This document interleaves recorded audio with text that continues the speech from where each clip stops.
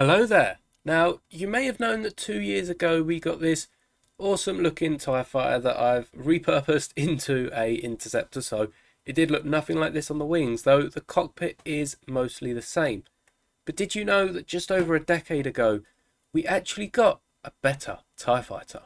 Now, first off, I'm going to break down both these sets, the original sets of course, before I go into my modifications and just explain why this TIE fighter all the way back from 2012 is far superior to the one we got in 2021. So to start off with, this TIE fighter you can see here is quite a bulky model. You can see compared to most things that I talk about on this channel, I can't fit this all on my desk, and the set did come out back in 2012. I think it came out 1st of January, just like the new one, and it probably retired by the end of the next year, which, unlike sets nowadays, obviously the TIE that's just retiring is the same one from 2021. So it's lasted 2 years rather than, well, 3 years even, rather than this one just lasting the two.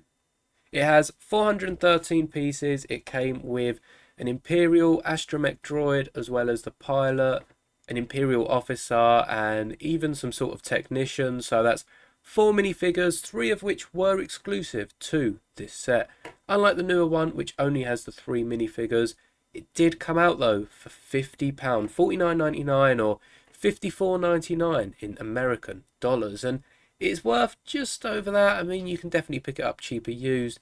It hasn't grown too much in value. The current rate on Bricklink is £70.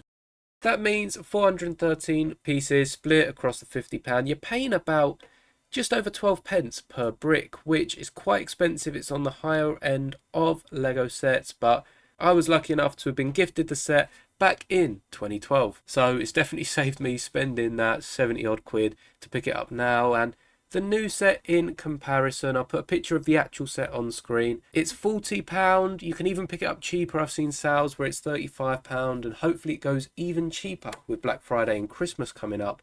432 pieces means that it does in fact have more pieces than this old one, and is still a tenner cheaper. You're only paying just over 9 pence per brick, or just over 10 cents as it retails, for £40 or $45, €45. Now, of course, there's a lot of smaller pieces. The wings on the older Falcon, you can see these giant plates here, which give the wings their minifigure scale size, which we'll get to talking about in a minute.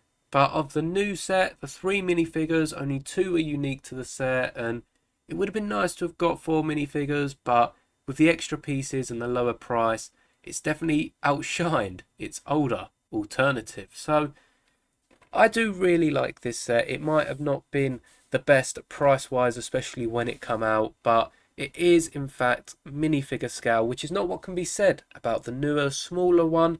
I don't know how this sizes up to the, not the UCS one, but the regular solo playset, because I think that's quite minifigure scale as well. I've checked the numbers, the wings are minifigure scale, and the cockpits for both these models in fact are roughly minifigure scale. The new one's cockpit isn't too different to this one. Of course, this one did have a bigger, bulkier, rounded piece, so perhaps the depth of the cockpit wasn't exactly that accurate. You can see, if we look at it from the top down, the back bit is still really rounded out, whereas the front is definitely a lot flatter with this new cockpit. But I definitely prefer it to the piece that we were given, and I have modified this one a little bit. You can see I have added flick fire missiles to the bottom. They're just better than the old stud shooters, I think. And on the inside, you can see I've added custom controls to make it look more like the controls we see actually in Squadrons, I think was the inspiration for this. So it does look very Squadrons-esque. You've got a little speedometer on the left, a little targeting computer on the right. You can just about see it in there, perhaps if I open the top. And you can see there's also the 2 sort of displays off to the side, which if you've played Squadrons, you know exactly what I'm talking about. Now, comparing this set to its younger sibling, I guess, as they're the same model, of course, the wings I have changed. The cockpit and this whole middle bit is pretty much unchanged. I don't know, I might have changed a bit in the middle here, added that middle computer as they only had the 2 side bits, but I'm pretty sure the rest of it is more or less unchanged. Obviously, the back doesn't stick out as much. You've got some little lights on the back. and they've relied a lot less on brackets with the odd looking slopes on the front, and more so on these sloped bricks and rounded off tiles on the top, which is quite nice. I mean, both cockpits are very nice. This definitely has more of a rounded bottom, and I have tried to replicate this to some extent on the old one, but it feels a little more compact, roughly the same size, just better use of pieces and more pieces to have put on the wing. There's only, I think, about 20 pieces extra on this model, and as you can see, I pretty much used all of them to rebuild this TIE Interceptor. Now, this TIE is not actually my model, but the instructions are up for free on YouTube. There's a tutorial, I'll leave it linked in the description if the video's still up, I'll have to find it. But I did this when the set initially came out. I think the tutorial was pretty much put up straight away, so it's not the best model, and perhaps there are better models out there, but I still think it holds up very well. It is minifigure scale, which for sure wasn't intentional. They just built it with the pieces they could have, but the height, the width, and I don't think I've measured the depth. I'm sure the depth adds up if the height and the width does.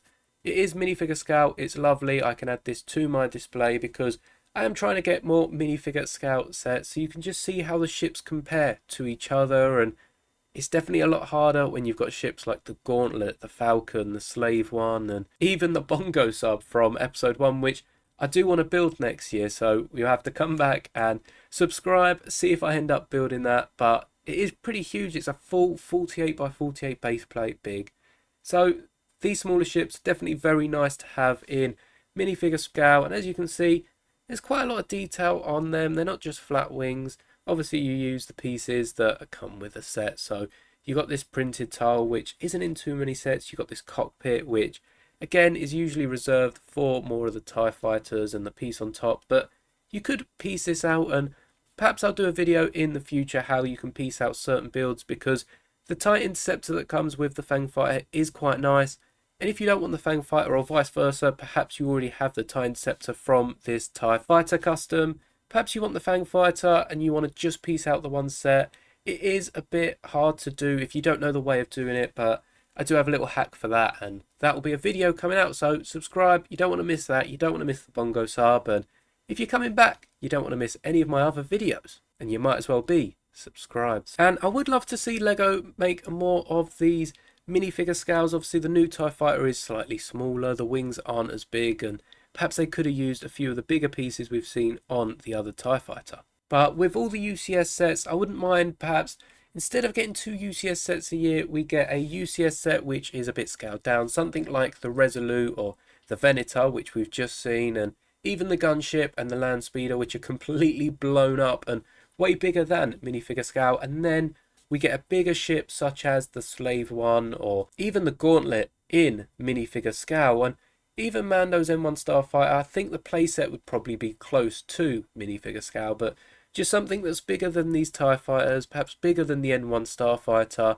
and something that wouldn't make a playset because of how expensive it'd be, but they could have minifigure scale, perhaps include some minifigures we haven't seen before, and even get more of the old UCS half style sets. That was not a great example to lead with, but something where you get more of a scene. Perhaps you get some multiple of the minifigure scale ships. You could get a UCS battle with TIE Fighters, X-Wings, a few custom pieces in there, and just have it minifigure scale, which would look awesome on display. So I guess they're more expensive sets than UCS sets, but it's definitely something I'd like to see. I did do a video yesterday on a different sort of diorama as well. If you're a fan of the Lego Harry Potter sets, definitely check it out because it takes a lot of inspiration from that line of sets, and I'd love to see something like that, something modular but also quite small from the Lego Star Wars theme and even from the Lego Marvel theme, because we're getting a few of the bigger sets. We're expected to get a Lego Avengers Tower, which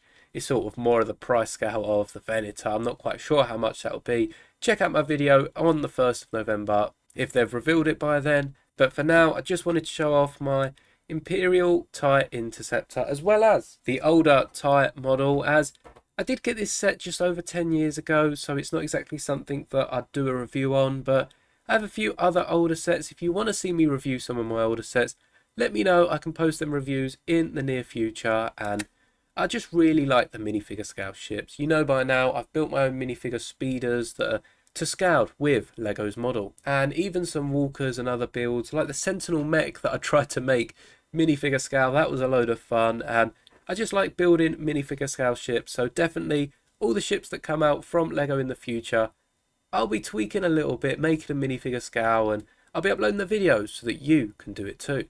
And that is all from today's video. Like, subscribe for more awesome Lego content, and may the bricks be with you always.